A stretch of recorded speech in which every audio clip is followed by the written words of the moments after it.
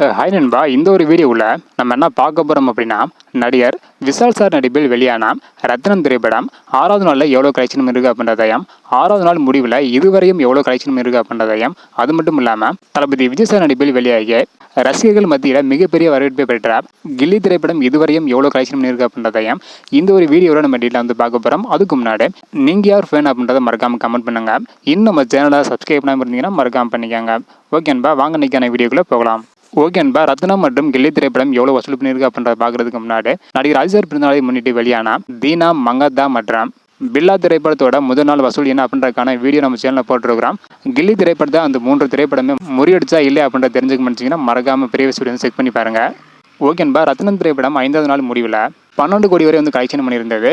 இந்த ஒரு நிலையில் தற்பொழுது 6வது நாள் மட்டும் 1.14 கோடி வரை வந்து கலெக்ஷன் பண்ணியிருக்கு. இதுவரையும் 6வது நாள் முடிவில் ரத்னம் திரைப்படம் 13.14 கோடி வரை வந்து கலெக்ஷன் பண்ணியிருக்கு. கில்லி திரைப்படம் 11வது நாளில் 1.13 கோடி வரை வந்து கலெக்ஷன் பண்ணியிருக்கு. இதுவரையும் கில்லி திரைப்படம் 28 கோடிக்கு மேலே வந்து பார்த்தீங்கன்னா கலெக்ஷன் பண்ணியிருக்கு. அதாவது ரத்னம் திரைப்படம் இதுவரையும் 13.13 கோடியும், கில்லி திரைப்படம் 28 கோடி வரை வந்து கலெக்ஷன் பண்ணியிருக்கு. இந்த மாதிரி தீனா மங்கத்தா பில்லா ரத்னம் மற்றும் கில்லி திரைப்படம் எவ்வளோ வசூல் பண்ணுது அப்படின்றத தெரிஞ்சுக்க நினச்சிங்கன்னா மறக்காம நம்ம சேனலை சப்ஸ்கிரைப் பண்ணிக்காங்க. நீங்கள் யார் ஃபேன், உங்களுக்கு பிடித்த எந்த திரைப்படத்தை ரீலீஸ் பண்ணலாம் அப்படின்றத மறக்காமல் கமெண்ட் பண்ணுங்கள். இந்த வீடியோ பார்த்தீங்கன்னா மறக்காமல் எல்லாருக்குமே ஷேர் பண்ணுங்கள். ஓகே அன்பா, தேங்க்யூ.